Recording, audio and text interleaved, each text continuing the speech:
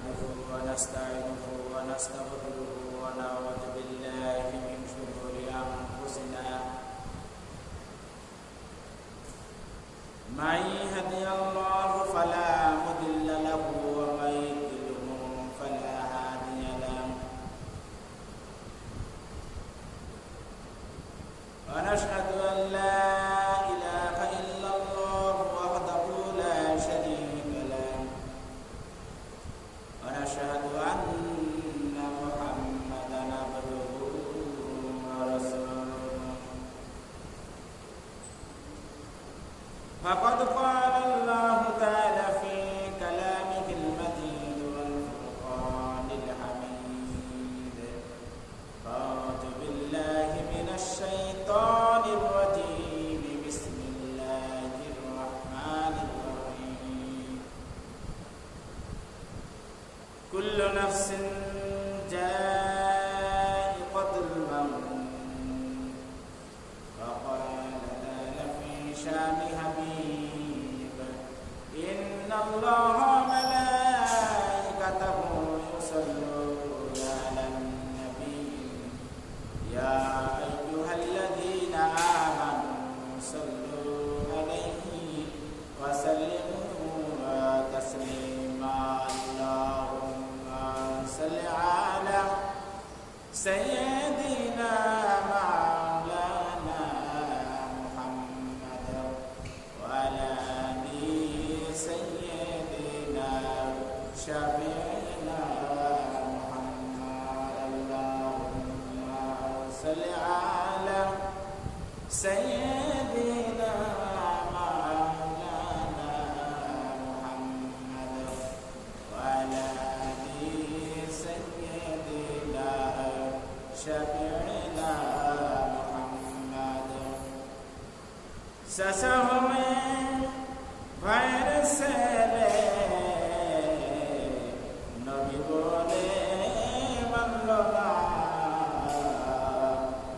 دو جهانের বাদশা নবী আবু জেহেল ছিল না আমরা সবাই বলি আল্লাহুম্মা সাল্লি আলা সাইয়্যিদিনা মাওলানা মুহাম্মদ ওয়া আলা আলি সাইয়্যিদিনা শাফি'না মুহাম্মদ আল্লাহুম্মা সাল্লি আলা সাইয়্যিদিনা মাওলানা মুহাম্মদ ওয়া আলা আলি সাইয়্যিদিনা বাশিরিনা মুহাম্মদ আলহামদুলিল্লাহ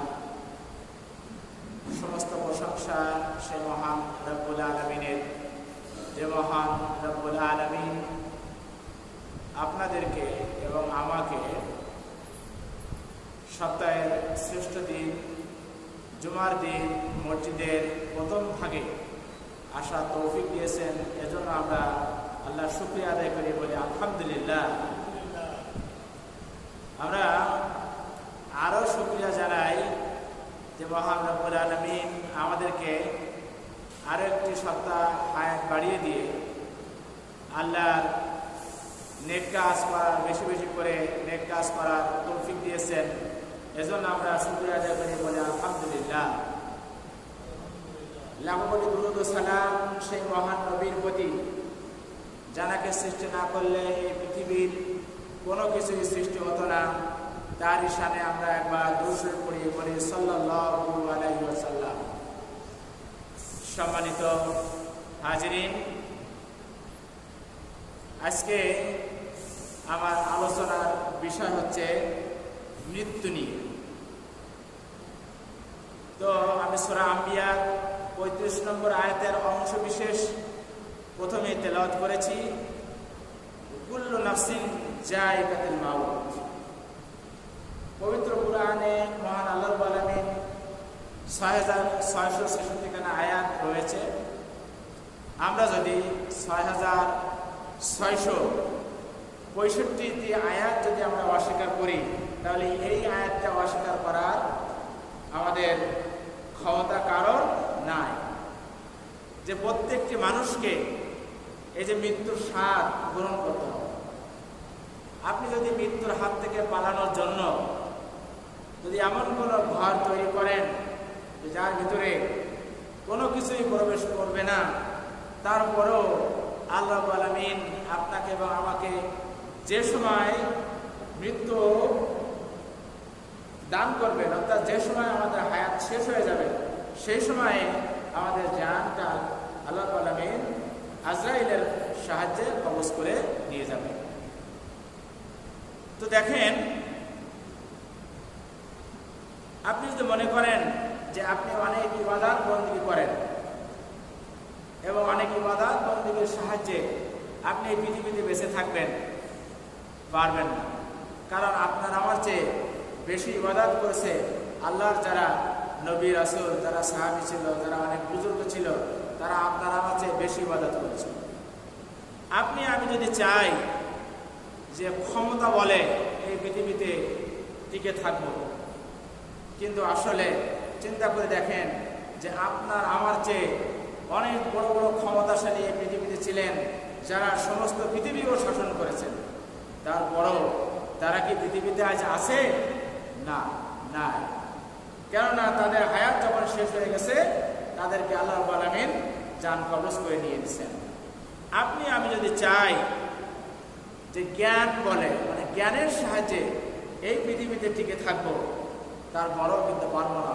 আজকে দেখেন, যারা এই যে বিভিন্ন আবিষ্কার করেছেন, আজকে দেখেন আমাদের মাথার উপরে ফ্যান ঘুরছে, আমি এই যে মাইক্রোফোনে কথা বলছি, আজকে মানুষ বিমানের সাহায্যে, রকেটের সাহায্যে, হেলিকপ্টারের সাহায্যে এক জায়গা থেকে আরেক জায়গায় যাচ্ছে। বিভিন্ন আবিষ্কার তারা, এই যে মোবাইল আবিষ্কার করেছে, এখানে বসে আপনি আমেরিকা, আপনি সৌদি আরব, আপনি দুবাই, বিভিন্ন জায়গায় কথা বলছেন। এই আবিষ্কার যারা করেছেন, তারা কি কেউ দুনিয়াতে আছে? নাই, তারাও নাই। আপনি আমি যদি মনে করি যে না, আমার শক্তি আছে, আমি শক্তি বলে এই পৃথিবীতে বেঁচে থাকবো, তারপরও কি আপনি আমি থাকতে পারবো? কারণ আপনার আমার চেয়ে এমন অনেক লোক ছিল যারা শক্তিতে অনেক বেশি তাদের শক্তি গায়ে, তারপরও কিন্তু তারা পৃথিবীতে নাই। তারা এই পৃথিবীর সফর শেষ করে তারা চলে গেছে। ঠিক তেমনি আমাদের সবাইকে একদিন এই পৃথিবী থেকে চলে যেতে হবে। তো এই পৃথিবী থেকে চলে যাওয়ার সময় মানে আমাদের মৃত্যুর কিছু লক্ষণ দেখে আমরা অনেক সময় আমরা বুঝতে পারি যে আমার এই মৃত্যুটা বা আপনার এই মৃত্যুটা বা আপনার প্রতিবেশীর মৃত্যুটা ভালো মৃত্যু হচ্ছে নাকি খারাপ মৃত্যু হচ্ছে। এটা অনেক হাদিস, আল্লাহ রসুল এবং অনেক কোরআনের আয়াত এ সম্পর্কে রয়ে গেছে। আজকে আমাদের আলোচনার বিষয় সেটা, ইনশাআল্লাহ আলোচনা করব। দেখেন, অনেক লোক আছে এমন যে যারা নামাজ পড়তো না, রোজা রাখতো না, হজে যাওয়ার সামর্থ্য, হজ করতো না, জাকাত দেওয়ার তার দরকার কিন্তু জাকাত দিত না। কিন্তু দেখা যায় যে হঠাৎ করে তার মধ্যে একটা পরিবর্তন, যে সে কি নামাজে আসে, সে হজ থেকে ফিরে আসছে, সে জাকাত দেয়। এমতো অবস্থায় হঠাৎ তার একদিন মৃত্যুটা এসে গেল, সে মৃত্যুবরণ করল। এই মৃত্যুটা কিন্তু ভালো মৃত্যুর আলামত। এরপরে দেখেন, আল্লাহ রাব্বুল আলামিন পবিত্র কুরআনের হামিম সিজদার 29 নম্বর আয়াতে আল্লাহ রাব্বুল আলামিন বলেন, ইন্নাল্লাযীনা ক্বালু রাব্বুনাল্লাহু থুম্মা ইসতাকামু তাতানাসসালু আলাইহিমুল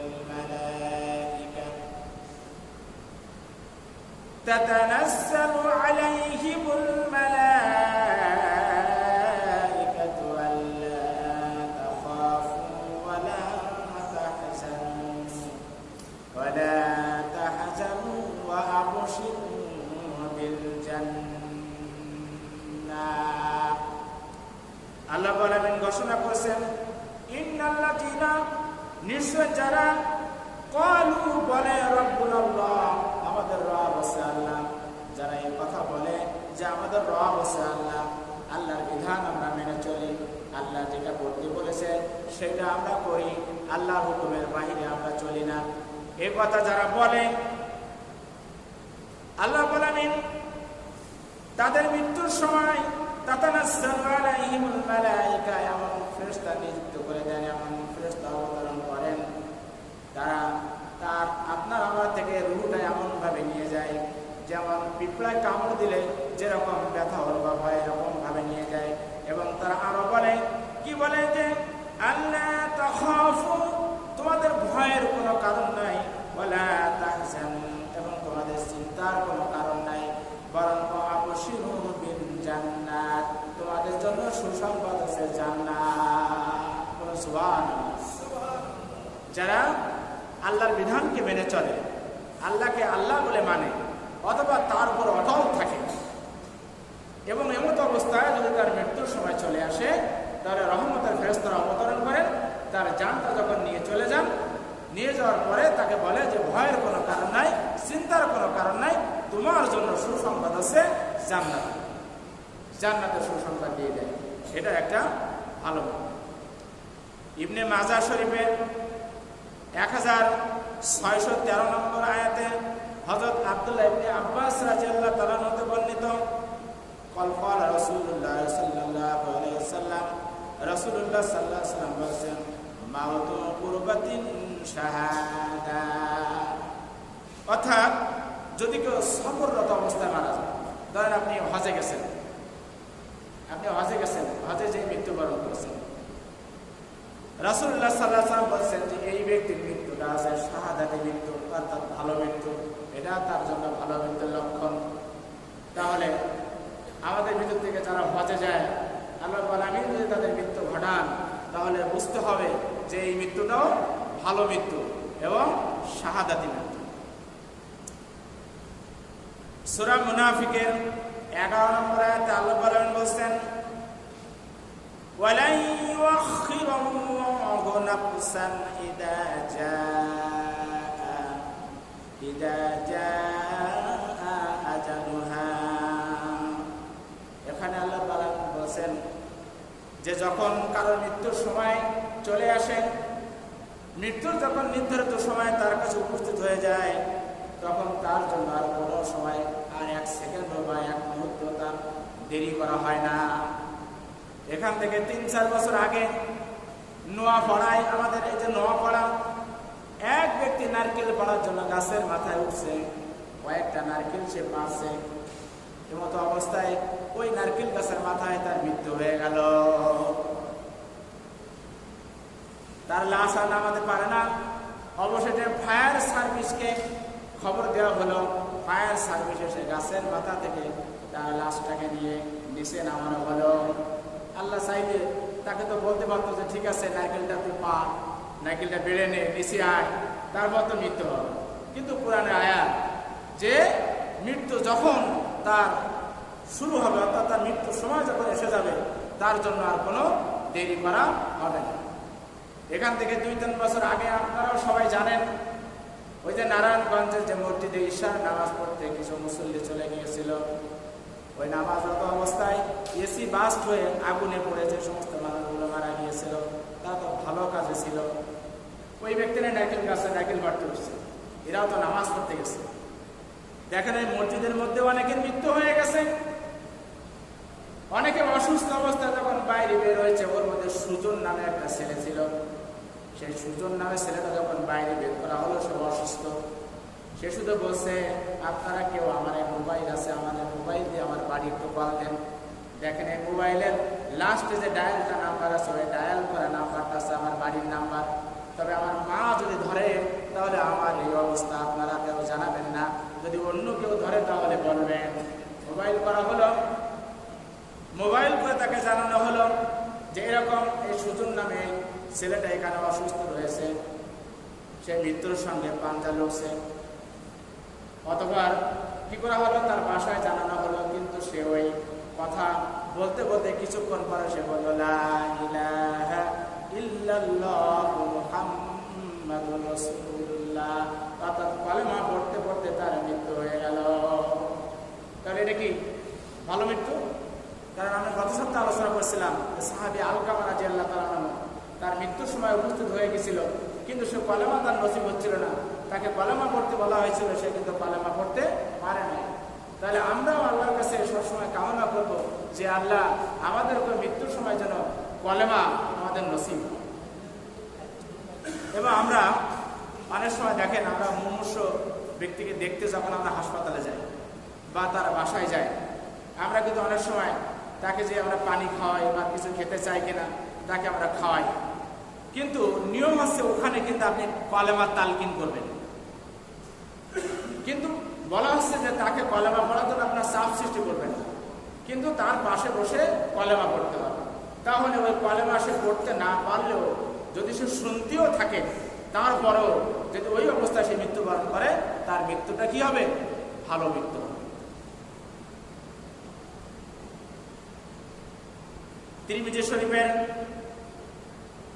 4149 নম্বর আয়াতে হাদিসে হযরত মাতার ইবনে উকামিস রাদিয়াল্লাহু তাআলা আনহু হতে বর্ণিত, তিনি বলেন ক্বালা রাসূলুল্লাহ সাল্লাল্লাহু আলাইহি ওয়াসাল্লাম, রাসূলুল্লাহ সাল্লাল্লাহু আলাইহি ওয়াসাল্লাম বলেন যে ইদা ক্বাদাল্লাহু আইয়ামুতা বিআরদিন জাআলা লাহু ইলাইহা হাজাতান।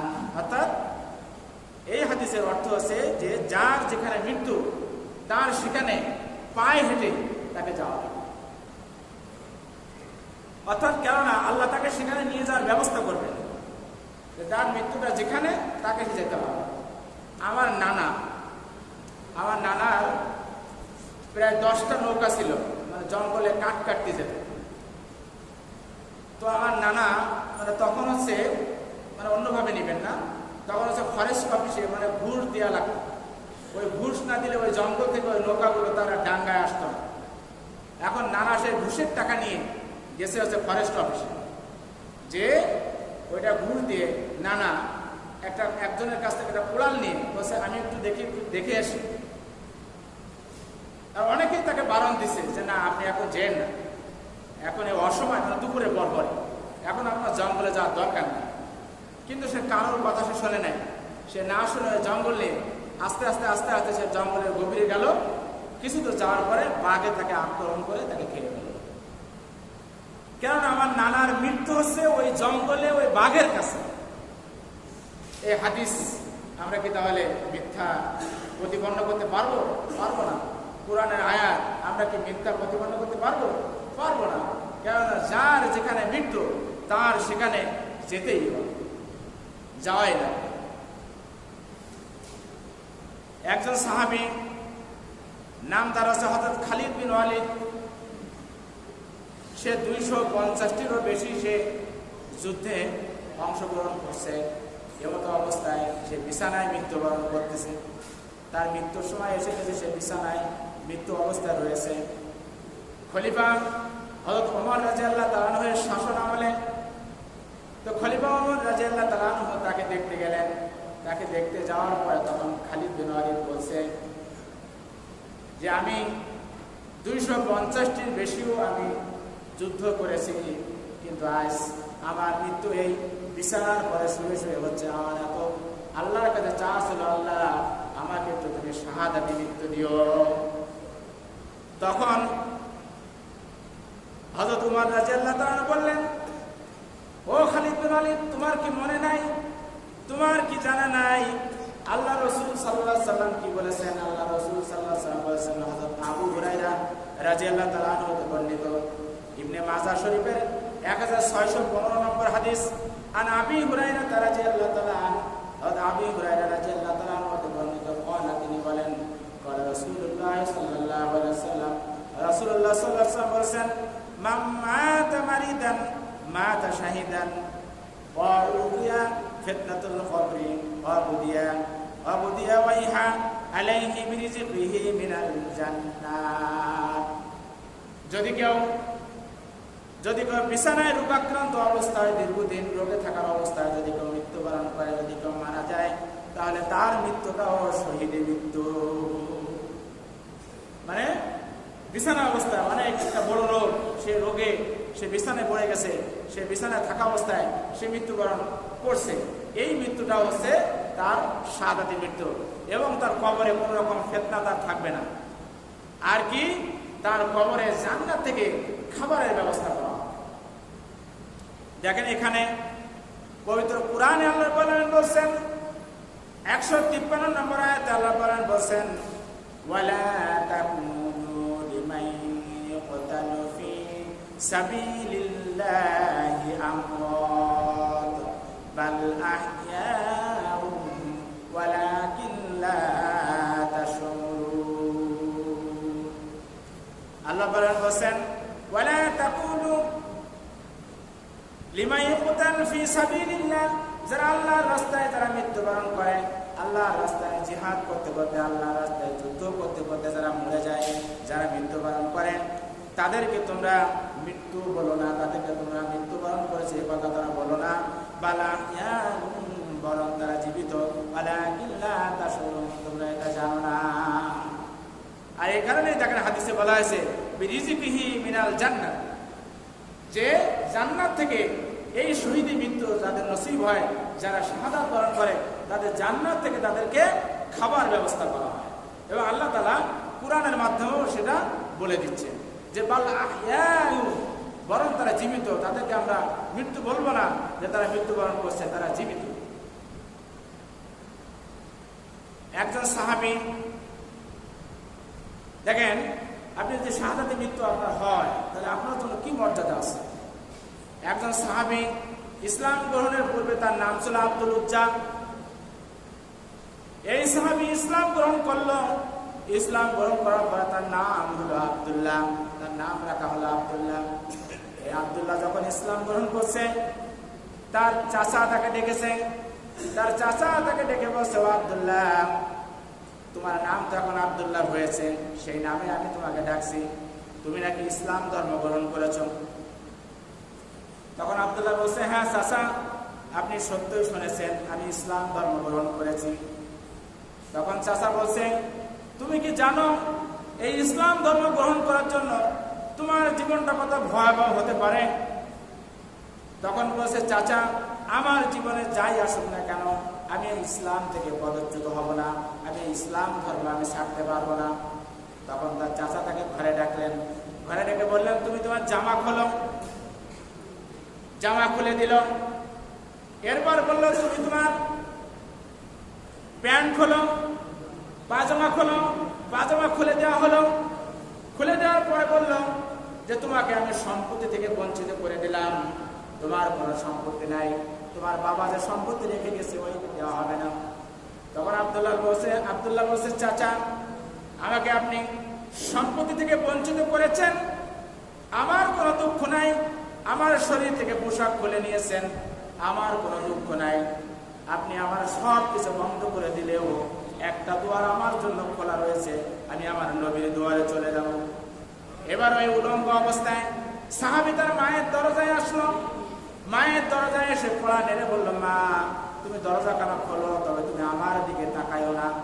ইসলাম গ্রহণ করার কারণে আমার চাচা আমার শরীর থেকে সমস্ত পোশাক খুলে নিয়েছে। মা, তুমি আমাকে একটা চাদর দাও। একটা চাদর দেওয়া হলো। এই চাদরটা নিয়ে এই সাহাবী, তখন সাহাবী হয়ে যাবে একটু পরে, এজন্য বসে সাহাবী, রাসূলের কাছে চলে যাচ্ছে। মক্কা এবং মদিনার মাঝামাঝি তার বাড়ি ছিল। মক্কা এবং মদিনার মাঝামাঝি জায়গা থেকে সে আল্লাহ রসুলের দরবারে চলে গেল। আল্লাহ রসুলের দরবারে চলে যাওয়ার পরে এই সমস্ত ঘটনা সে বলার পরে আল্লাহ রসুলের দুটো প্রিয় জুব্বা তাকে দিয়ে দিল। ওই জুব্বা নিয়ে এবার সে আহলে সুফফাবাসীর কাছে চলে গেল। আহলে সুফফাদের সাথে ওখানে থাকে, ওখানে সে অবস্থান করে, কিন্তু সে খুব জোরে জোরে কোরআন শরীফ পড়ে, অনেক জোরে জোরে সে কোরআন তেলাওয়াত করে। কিছু সাহাবী আল্লাহ রসুলের কাছে যে বলল, ইয়া রাসূলুল্লাহ, ইয়া হাবিবাল্লাহ, আপনার নতুন সাহাবী আব্দুল্লাহ এত জোরে জোরে কোরআন শরীফ তেলাওয়াত করে যে আমাদের তেলাওয়াতে বিঘ্ন হয়, আমাদের ইবাদতে বিঘ্ন হয়ে যায়। আল্লাহ রসুল বলছে, আমার সাহাবীরা, তোমরা আব্দুল্লাহকে চেনো না? আব্দুল্লাহ যে কত কষ্ট করে ইসলাম ধর্ম গ্রহণ করেছে, এই কষ্টের কারণে তোমরা ওকে যতই বলো আস্তে তেলাওয়াত করতে, কোনোদিনও আস্তে তেলাওয়াত করতে পারবে না। ওকে ওর মতো করে ছেড়ে দাও। ইতিমধ্যে উহুদের যুদ্ধের ডাক এসে গেল। এই সাহাবী উহুদের যুদ্ধে যাবেন, আল্লাহ রাসূলের কাছে সে দোয়া করতে বসে, ইয়া রাসূলুল্লাহ, ইয়া হাবিবাল্লাহ, আমার জন্য দোয়া করেন, আমি যেন যুদ্ধে শাহাদাত বরণ করতে পারি। আল্লাহ রাসূল তার জন্য দোয়া করে দিলেন। এই সাহাবী যুদ্ধের ময়দানে চলে গেলেন। যুদ্ধ করতে করতে এক পর্যায়ে সে শাহাদাত বরণ করলেন এবং এই যুদ্ধে মুসলমানদের 70 জন সাহাবী নিহত হয়েছিল। এর মধ্যে আরো একজন সাহাবী ছিল, নাম তার হানজালা। সেও যখন যুদ্ধে যাওয়ার জন্য লাইনে দাঁড়িয়েছিল, আল্লাহ রাসূল তাকে ফিরাই দিয়েছিল যে তোমাকে যুদ্ধে যাওয়ার দরকার নাই, কারণ তুমি কালকে বিবাহ করেছো। হানজালা, তুমি কালকে বিবাহ করেছো, তুমি আজকে হানিমুন করো, তোমাকে যুদ্ধে যেতে হবে না। আল্লাহ রাসূল তাকে ফিরিয়ে দিল। সে যখন তার স্ত্রীর সাথে হানিমুন করলো, রাতের বেলা যখন বাসর উদযাপন করলো, এমত অবস্থায় সে যখন সকালবেলা হাম্মামখানা গোসল করতে গেল, সে গোসলের প্রস্তুতি নিয়ে গোসলের পানি গায়ে দিবে, এমত অবস্থায় কে আওয়াজ করে বলছে, ও মদিনাবাসী, তোমরা শোনো, আল্লাহ রাসূল আর নাই, দুনিয়ায় তাকে শাহাদাত বরণ করা হয়েছে। হানজালা গোসল না করে ওই অবস্থায় সে বাসায় যেয়ে তার স্ত্রীকে বলছে, আমার তরবারি কানা দাও, আল্লাহ রাসূল নাই। তখন তার স্ত্রী বলছে, তোমার তো গোসল খরচ রয়েছে, তুমি গোসলটা করে যাও। তখন সাহাবী বলছে, গোসল করে কি হবে, আমার নবী আমার রাসূল যদি দুনিয়ায় না থাকে, আমি গোসল করে কি করব। সে চলে যেয়ে যুদ্ধ করল। যুদ্ধ করতে করতে এমন এক পর্যায়ে সেও যুদ্ধের ময়দানে শাহাদাত বরণ করল।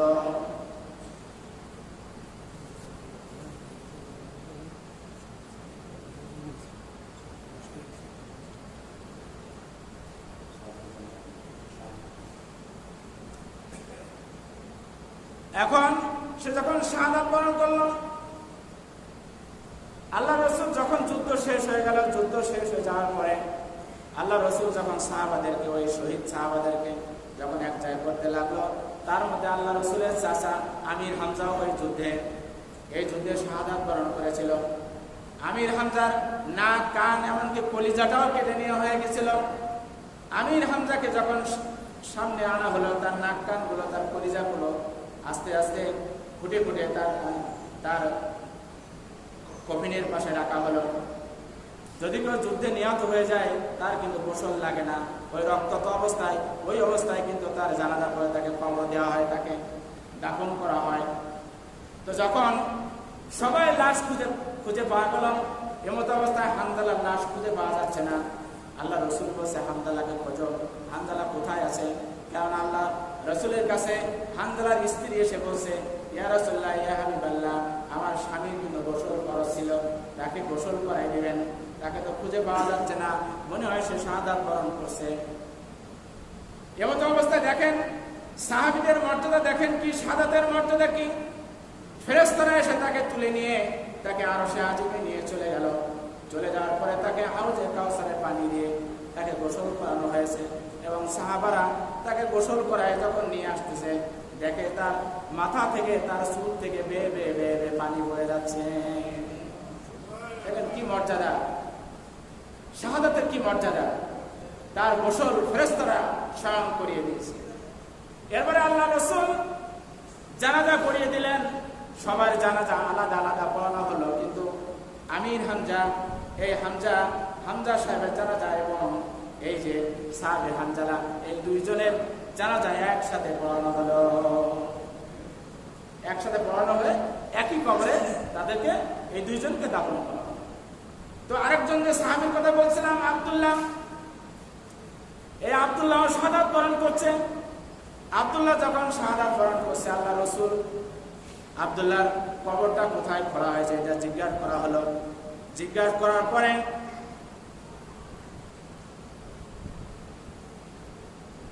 বললাম, আমার আবু বকর কোথায়, আমার ওমর কোথায়? আবু বকর এবং ওমরকে ডাকা হলো। আবু বকরকে মাথার দিকে এবং ওমরকে পায়ের দিকে ধরে এই আব্দুল্লাহকে কবরে রাখা হলো। আর রাসূল সাল্লাল্লাহু আলাইহি ওয়াসাল্লাম নিজে তার কবরেও নামলেন। দেখেন সেই সময়কার বিখ্যাত তিনজন এই আব্দুল্লাহর কবরে নামলেন। আব্দুল্লাহর কবরে নামার পরে আব্দুল্লাহর কবরে হাত দিয়ে আল্লাহ রসুল দোয়া করছেন, ইয়া আল্লাহ তুমি আমার এই সাহাবী আব্দুল্লাহকে তুমি কবুল করে নাও। আল্লাহ রসুলের হাতে কি বরকত ছিল? আল্লাহ রসুলের হাতে কি বরকত ছিল? অবশ্যই বরকত ছিল। আল্লাহ রসুলের হাতের ইশারায় আল্লাহ আলামিন চাঁদকেও দ্বিখণ্ডিত করে দিয়েছিল। চাঁদ একদিন আবু তালেব রাসূলুল্লাহ সাল্লাল্লাহু আলাইহি সাল্লামকে কাছে ডেকে বলছে, ও মুহাম্মদ, তোমার কাছে একটা ঘটনা আমি জানতে চাই, তুমি তো বলো তো এই ঘটনাটা কি? তুমি যখন জন্মগ্রহণ করলা, জন্মগ্রহণ করার পরে 2 দিন পরে পূর্ণিমার রাত তোমাকে বারান্দায় রাখা হলো, খোলা জায়গায়। তো আমি তোমাকে দেখতে গেলাম, তোমার মা ঘরে নাই। আমি তোমাকে দেখতে গেলাম, দেখতে যাওয়ার পরে আমি দেখলাম যে তুমি খোলা আকাশে তুমি চাঁদের দিকে তাকিয়ে আছো। এমতো অবস্থায় তুমি যখন আরেক দিকে ঘুরছো, চাঁদটাও সেদিকে ঘুরে যাচ্ছে। তুমি যখন নিচের দিকে তাকাচ্ছ, চাঁদটাও নিচে নেমে আসছে। ও মুহাম্মদ সাল্লাল্লাহু আলাইহি সাল্লাম, তুমি বলো তো এটা কি সত্য কিনা? তখন রাসূলুল্লাহ সাল্লাল্লাহু আলাইহি সাল্লাম বলছে, চাচা যান, আপনি যা দেখেছেন সবই সত্য। কেমন আমার তো বাবা ছিল না, আমার মা আমার কাছে এসে কান্নাকাটি করতো। এজন্য আমার মা যখন কোনো জায়গায় দূরে চলে যেত বা আমার থেকে যখন দূরে যেত, ওই চাঁদকে আল্লাহ আলামিন আমাকে এমন ভাবে করে দিয়েছিলেন যে চাঁদ আমার সাথে খেলা করতো। চাঁদ ছিল আমার খেলার বস্তু। সুবহানাল্লাহ। চাঁদকে খেলার বস্তু বানিয়ে দিয়েছে।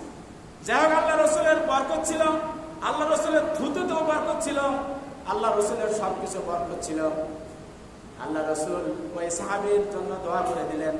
এমন সময় একজন সাহাবী, সে দূরে দাঁড়িয়েছিল, সে বলছে যে হায় রে, আজকে যদি এই কবরে আব্দুল্লাহ না হয়ে আমি হতাম, তাহলে আমার জীবনটা ধন্য হয়ে যেত। এরকম ভাবে সাহাবীরা আফসোস করছে। যাই হোক, এইরকম শাহাদাতে মৃত্যু বা ভালো মৃত্যু এরকম লক্ষণ আছে, আরও রয়েছে। আমরা বাকি আলোচনা ইনশাল্লাহ আগামী সপ্তাহে করবো। আল্লাহ বাসায় রাখি। আজকের মতো আলোচনা এখানে শেষ করছি। আমা তাওফিক ইল্লা বিল্লাহ। আসসালামু আলাইকুম ওয়া রাহমাতুল্লাহ। যাদের সুন্নাত বাকি আছে, সুন্নাত মালা আদায় করুন।